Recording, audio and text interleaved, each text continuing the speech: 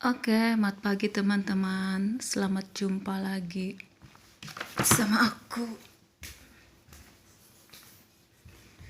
Hari ini hari Jumat tanggal 25 Februari 2022. 2022. Sekitar jam 10.33, setengah 11. Aku udah bikin kopi itu sana, kopi ABC. Aku suka mereknya yang ini, ABC Mocha. Paling demen, udah kalah deh yang lain.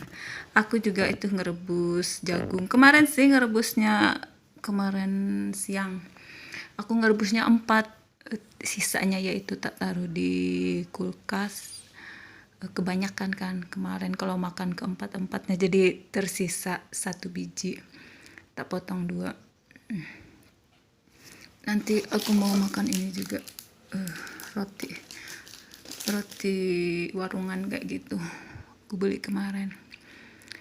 Oke, hari ini nggak cerah banget kayak gitu ya, cerah-cerah, kayaknya ada mendung-mendung juga sedikit, awan gelap kayak gitu. Aku tadi baru selesai nyuci piring, nyuci piring, sama cuci baju, manual aja pakai tangan. Habis itu dijemur di belakang. Ini sekarang aku udah nyantai, mau minum kopi, bikin kopi kan masih panas gitu. Aku mau cerita aja. Cerita pengalaman aku punya usaha dulu, sama almarhum suami kan. Merintisnya sekitar kapan ya, 15 tahun yang lalu mungkin ya. Merintis usaha transportasi, bis kayak gitu. Awalnya kan kami sih hidup sederhana kayak gitu. Awalnya kayak nggak ada modal sih sebenarnya, jadi pinjam kayak pembiayaan kayak gitu, dipinjamin sekitar 100 dulu, itu ingat aja 100. Jadi ada yang jual bis, jual bis bekas kayak gitu kan, udah tua, 3 biji, jadi 103 biji tuh udah tua banget kayak gitu kan. Jadi kami beli 3 biji itu berapa dulu ya, hampir 100 kayak gitu. Dideko kan, waktu dideko yang lain masih bisa jalan, satu-satu kan dideko maksudnya dicat ulang kayak gitu kan, biar cerah kayak gitu. Habis itu baru beberapa dekonya aja belum selesai kan, ada yang jalan masih biar aja kayak gitu kan, seadanya dulu bisnya. Udah ada insiden kayak gitu. Ini kan dulu bisnya itu arah ke Palangkaraya dari Banjarmasin kayak gitu. Bukan nabrak persis sih kayak gini. Ikan waktu itu orang rame di jalan kan, luar kota itu mau ke Palangkaraya kayak gitu kan, dari Banjarmasin Palangkaraya. Waktu itu kan jalannya rame, orang dari waktu itu mau itu bulan Ramadan kayaknya, arus balik kayak itu, arus lalu lintas rame dari Palangkaraya ke Kapuas kan, dari Banjarmasin, Kapuas di tengah, sama Palangkaraya kayak gitu, Kapuasnya yang di tengah jalurnya kayak gitu kan. Ada orang pengendara kendaraan kayak gitu, dia keserempet sama Kijang ini, sama-sama mau ke Kapuas kayak gitu. Dia keserempet, jatuh.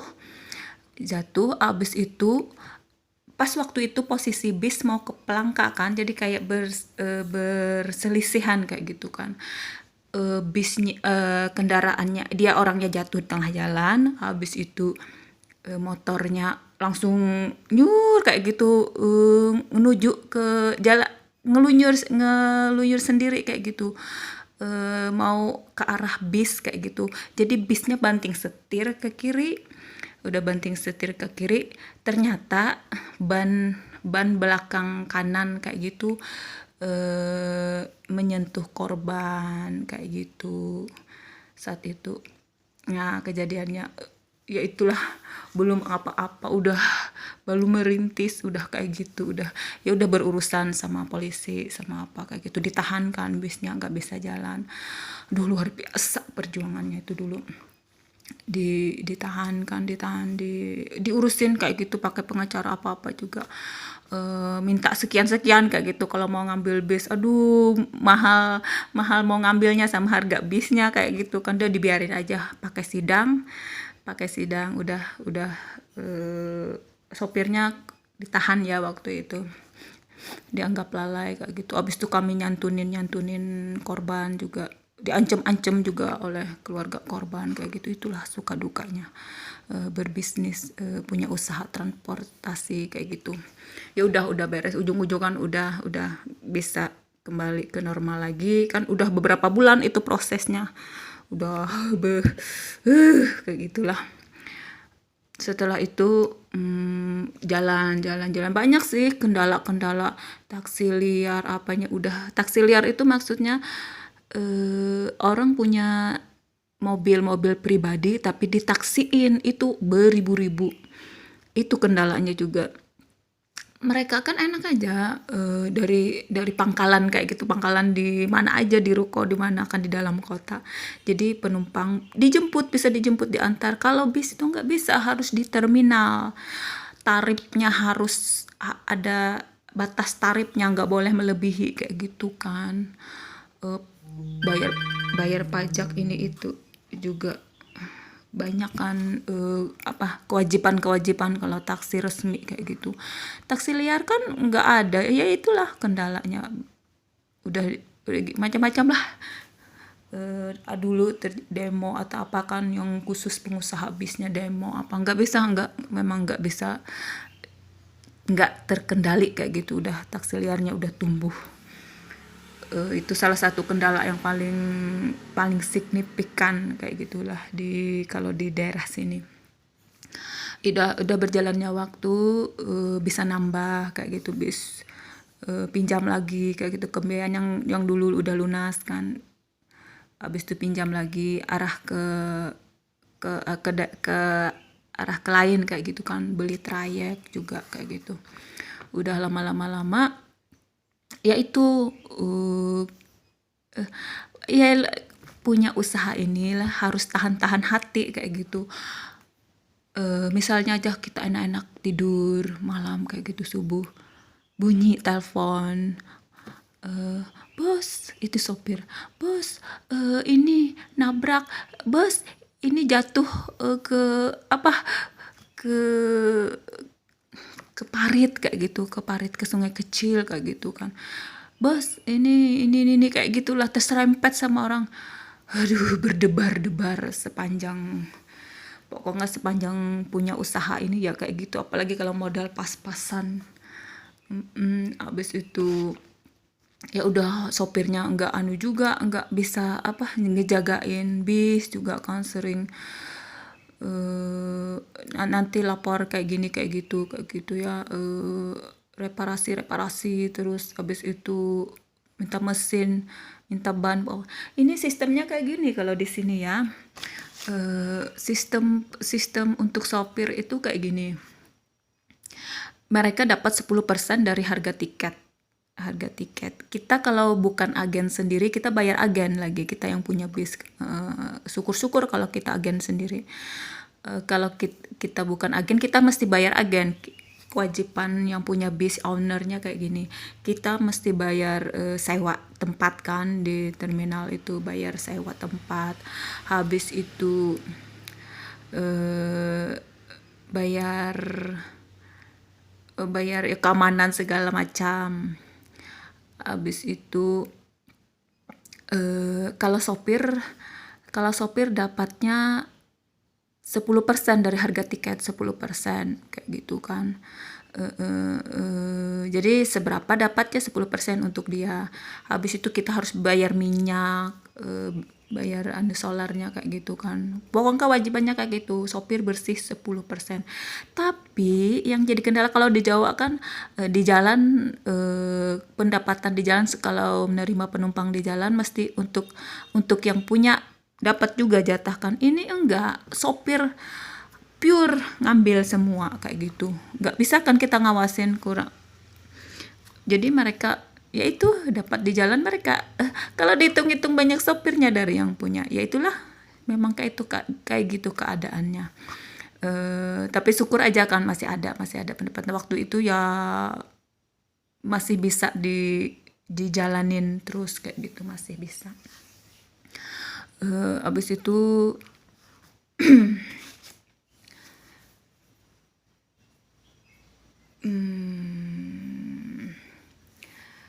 berjalannya waktu pas apa agak sedih sih ceritanya. Sekitar beberapa tahun yang lalu kan meninggal kayak gitu kan suami. Habis itu aku ada terakhir 3 bis kayak gitu, udah nggak bisa peramajaan lagi, udah namanya penumpang udah cari 10 orang aja udah puyeng kayak gitu. 10 orang aja kalau berangkat kayak gitu kan udah puyeng sama sekali. Kalau trayek ke Palangka udah stop kayak gitu. Ini khusus yang ke kota yang lainnya, ke daerah provinsi lainnya kayak gitu. Tinggal 3 kayak gitu kan, anggap ya udah bis tua 10 tahun ke atas kan. Aku sendiri yang ngejalanin kan, aku ditawarin sih, sering ditelepon sama pembiayaan kan. Dulu pembiayaan lancar kayak gitu kan.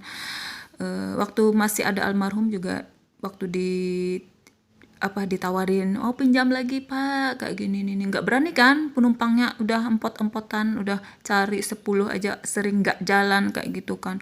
Taksi liarnya merajalela udah. Ya kayak gitu, nggak berani kan ngambil, takutnya nggak bisa bayar kayak gitu kan kalau ngutang kayak gitu. Jadi sampai almarhum aku ada 3 kemarin sempat tak jalanin, masih bisa tak jalanin ya dengan apalah, dengan hati yang dak dikduk yang kayak gitu gitulah. Terakhir ada nabrak kayak gitu kan, bisa bos ini nabrak ini, ya udah tak ganti ini. Habis itu dengan cari kesana kemari kayak gitu kan untuk ngeberesin, untuk reparasi bodinya kayak gitu. Habis itu kemarin ada yang udah keropos kan, beli 1 biji bodinya kayak gitu, atasnya kayak gitu kan. Ada yang nawarin sekian kayak gitu, tak beli, tak dipasangin.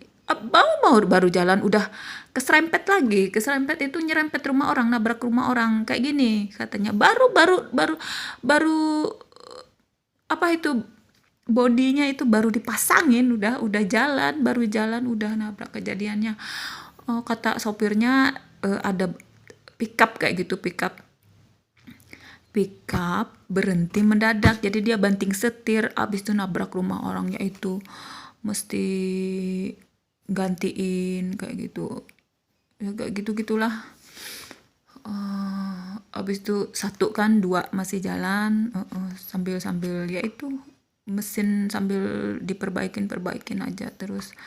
Aku kayak gini aja prinsip, aku kurang ketat sih sama, aku kan gak bisa terus ke terminal ngawasin apa kayak gitu kan, tahu aja terminal itu gimana. Jadi lewat telepon aja, yaitu kalau kayak gitu ya iyalah, kita gak bisa ngawasin 100% kayak gitu kan, gak jadi terakhir itu sopirku dulu itu ada beli bis sendiri, mesin dia itu ngadat, nggak bisa jalan, rusak. Mesin aku dicolong, dimasukin ke diam-diam kayak gitu, sampai segitunya. Aku ngurut dada aja, ya Tuhan, sampai segitunya. Dia dulu bertahun-tahun cari makan sama aku kan, ibaratnya sama-sama cari makan di situ, kok tega-teganya. Sering aku dengar juga dia kalau apa ada charteran kayak gitu, nggak ngelaporin, dia ambil sendiri, ya udah kayak gitu. Aku telepon dia aja kemarin tuh, telepon dia, tolong balikin mesinnya. Aku nggak mau ngelapor ke apa ke polisi, kamu gak balikin aja kayak gitu kan. Aku maafin kamu kayak gitu. Ya udah di disuruh ngambil sendiri sih kayak gitu, ditaruhnya di mana kayak itu gitu, tempat bengkel itu tuh aku mesti ganti berapa kemarin tuh 7 juta ke berapa. Karena dia di situ mau nyopot sama bisku kan ada di situ. Bis yang baru tak pasangin bodinya yang itu, yang baru itu. Kan nabraknya tak ditaruh di situ, di bengkel di situ. Di situ dia ngambil ngambil mesinnya kayak gitu kan. Tukang bengkel nggak ngerti, nggak tahu, dikiranya yang ngambilnya ya yang punya kayak gitu kan, padahal yang sopir. Udah dibalikin. Terakhir aku denger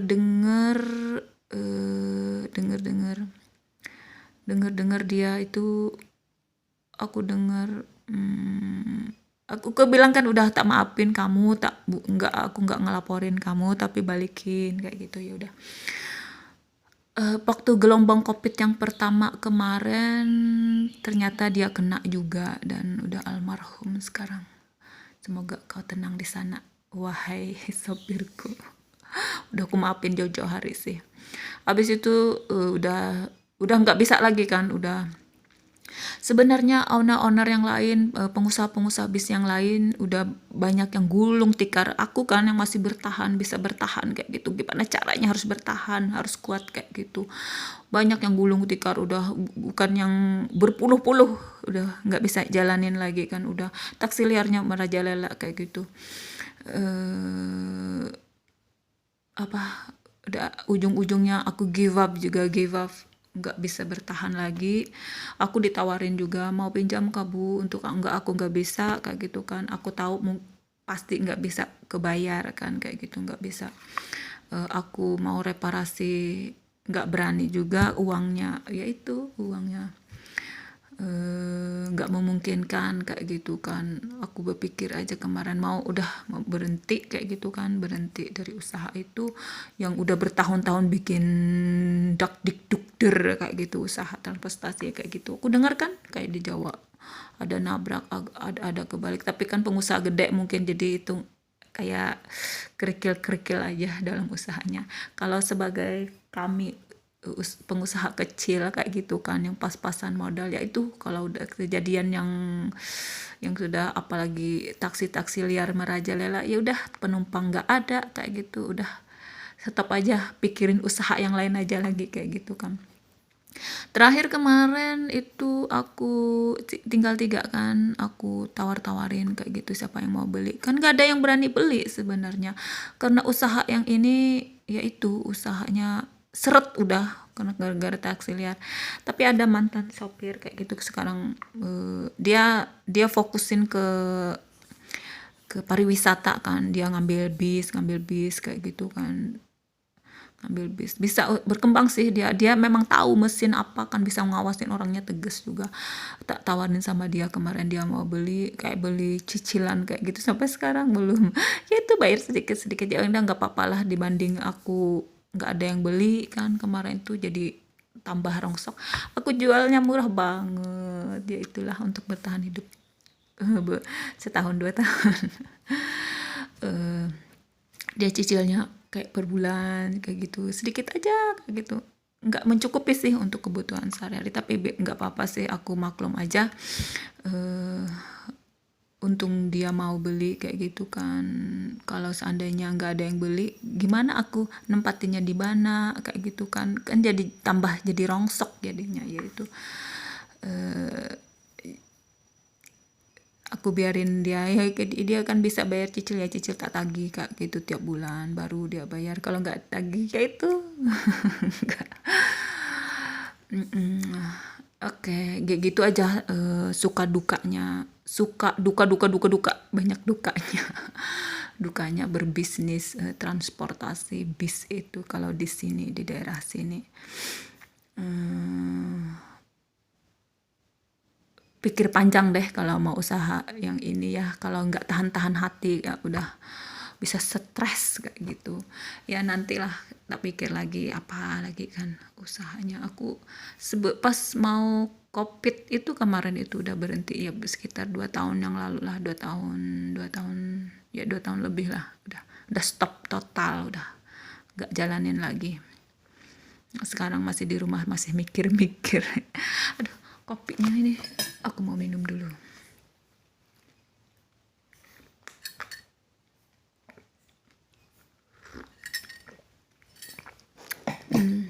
Ini ada keripik pisang juga, keripik manis, keripik pisang. Aku beli sama abang-abang sayur itu, dia jualan kayak gitu juga. Keripik pisang, enak. Oke Kak, kayaknya sampai di sini aja. Bagi teman-teman semua yang ada usaha, semoga lancar, sukses selalu untuk kalian ya. God bless you all. Nanti tak lanjutin sama ngebacain buku lagi, buku-buku atau bacain cerpen lagi untuk kalian. Masih belum ada ilustrasi atau apa, HP-nya nggak memungkinkan kan. Nanti kalau ada HP yang baru mungkin. God bless you teman-teman, love you all. Semoga kalian gak bosan sama aku ceritain ngarul ngidul kesana kemari kayak gitu, nggak pakai konsep, nggak pakai apa kayak gitu, yang ngobrol biasa lah, curhat sama kalian. Bye bye teman-teman, jagungnya aku mau makan jagung lagi. God bless you, love you all.